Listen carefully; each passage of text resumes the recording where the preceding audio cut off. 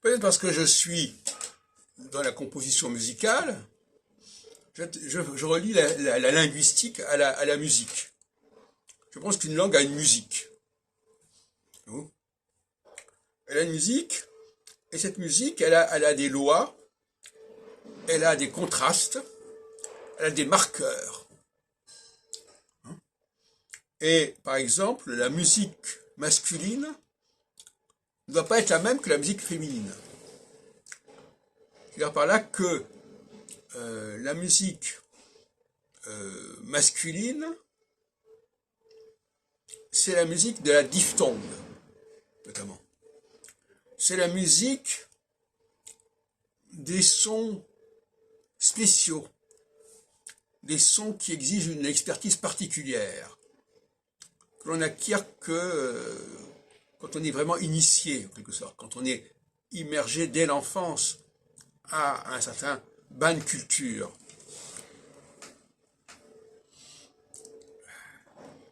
Donc c'est une musique qui s'entend.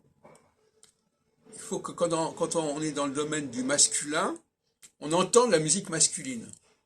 Et quand dans le domaine du féminin, on entend la musique féminine.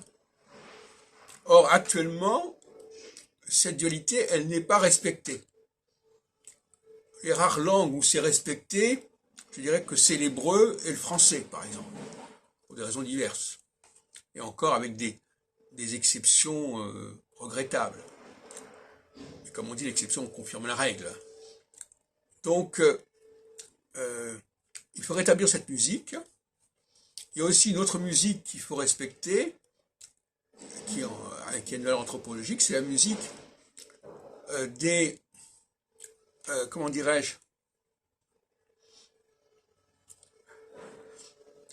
qui implique la combinaison des consonnes. J'aurais tendance à employer le mot cuisine. On dit souvent que la France a le don de la cuisine. Ben, je crois que c'est vrai aussi pour la cuisine des mots, la cuisine des sons.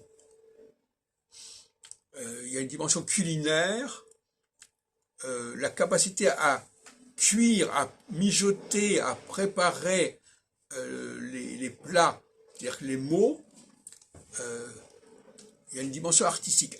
On ne peut pas parler le français sans avoir une dimension artistique. Parce qu'il y a une certaine liberté par rapport à l'écrit. On peut, comme on le dit, j'ai dit qu'il y avait 10 consonnes qui peuvent se permettre de ne pas accepter le E. Hein.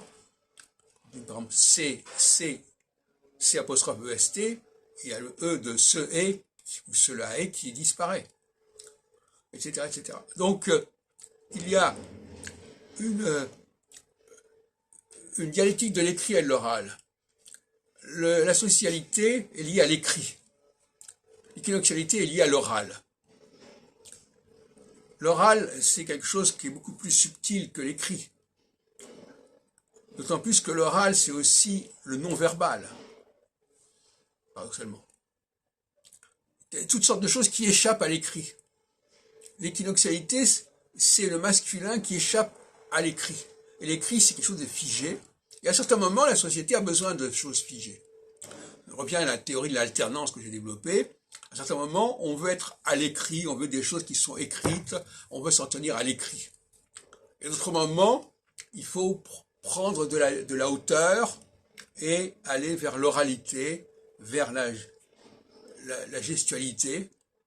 Et à ce moment-là, cela implique des gens particulièrement doués, particulièrement compétents pour le faire.